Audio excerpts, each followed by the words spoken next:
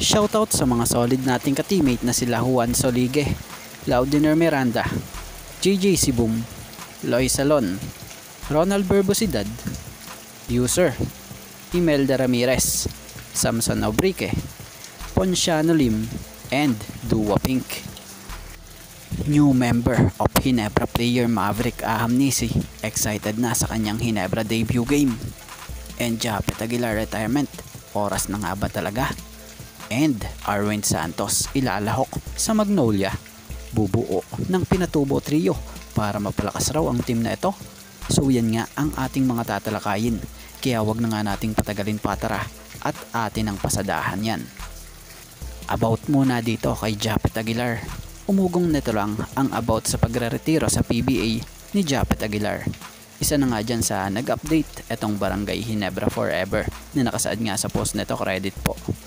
Japet Aguilar plan to retire from professional basketball at the age of 38 years old. Source, Ginebra News and Rumors. So si Japs siguro nakakaramdam na rin ito ng mga pagkahina dulot ng mga tinatamo nitong mga injury ng mga nakalipas na injury niya. So veterano na rin kasi si Japet at marami na rin napatunayan ito sa Barangay Ginebra at maging sa national team.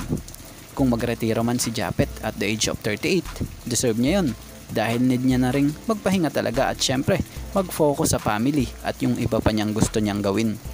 Pero kung malakas pa si Japs at the age of 38, baka naman ma-extend pa. Dahil itong si Japet, kahit na nagkakaedad na, nasa sa laro pa rin niya ang husay, mapa-opensa man yan or depensa. For sure, marami ang makakamiss sa mga slam dunk nito at mga blocks pag ito'y nagretiro na, especially yung mga fans ng Ginebra. Isa si Japet sa crowd favorite ng Ginebra, lalo pa pag nakakadunk ito, talagang nayayanig ang areneta sa boses at ingay ng mga fans ng Barangay Ginebra. At malipat naman tayo sa isa pang veterano. Mukhang ang Magnolia ay nais pang magdagdag ng totoo talagang veterano. Dahil ayon nga sa post nitong si Inside of the PBA nakasaad rito, credit po. Dalawang team pinag-aagawan si Spider-Man Arwin Santos. Just what I told you all last time that Converge is the one who is very interested to kaabalan Arwin Santos. But now there is another team that is interested to one-time PBA MVP Arwin Santos. Arwin Santos kukunin ng Converge. Our insider told us that yes, malaki ang possibility na kuhanin ni Gob Pineda si Arwin sa Converge after ng season sa MPBL. Then he added, wala naman daw siguro magiging problema dahil unrestricted free agent si Arwin ngayon sa PBA. Another source told us, si Arwin Santos ang FA na nais namin makuha para makabuo kami ng aming own Pinatubo Trio. Arwin, Calvin, Ian, jokingly by the insider. He added that, sa totoo lang, kaya gustong makuha ng management ng Magnolia si Arwin kasi yung veteran presence niya para sa mga young guns namin. Source, Converge and Magnolia Insider.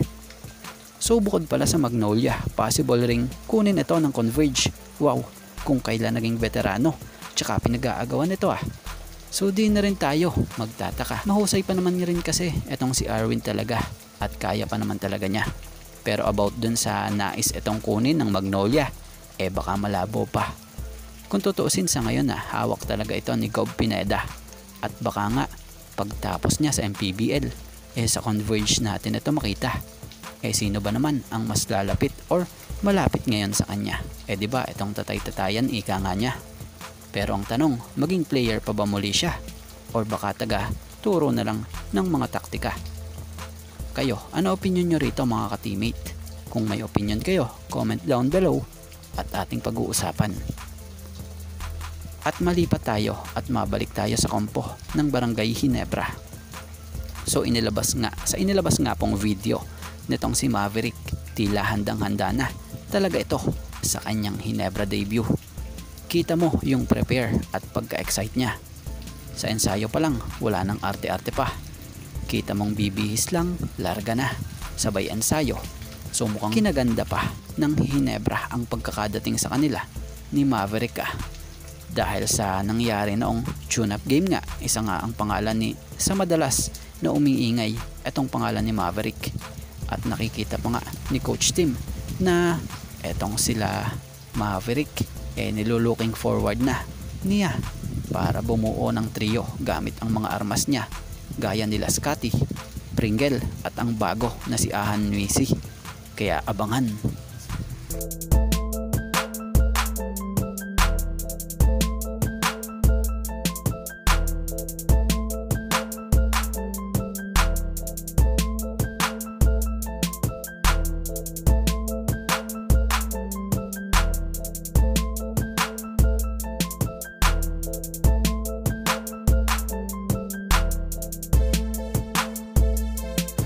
Shoutout sa mga solid nating ka-teammate na sila Juan Solige,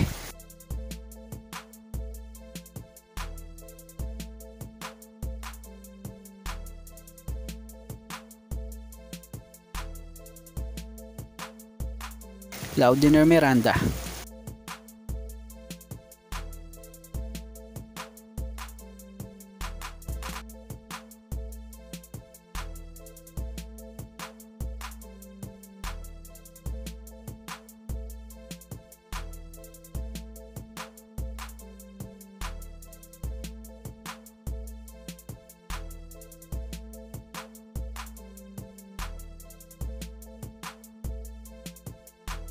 JJ Sibum,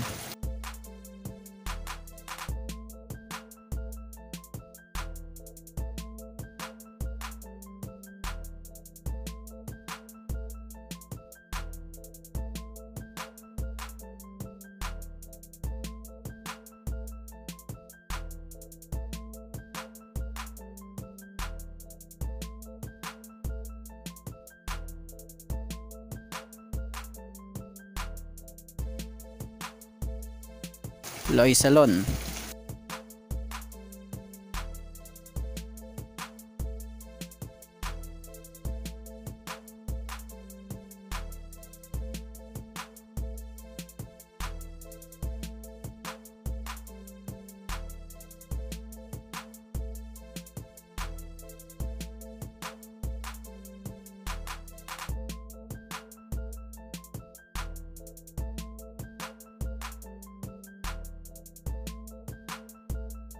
Ronald Burbosidad,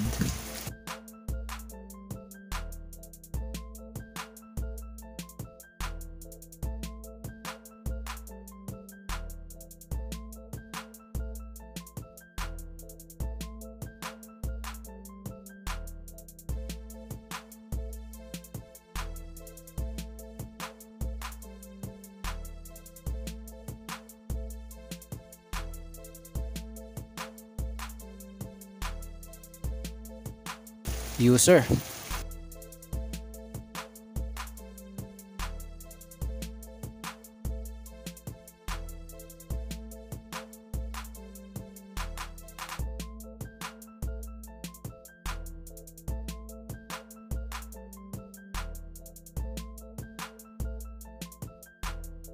Imelda Ramirez,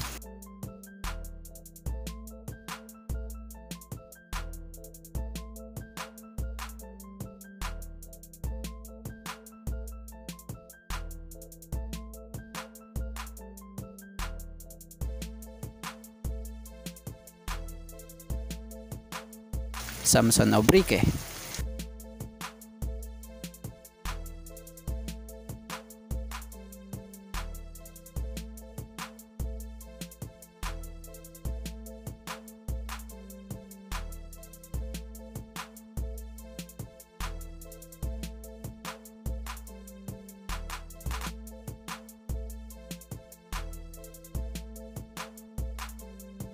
Ponciano Lim,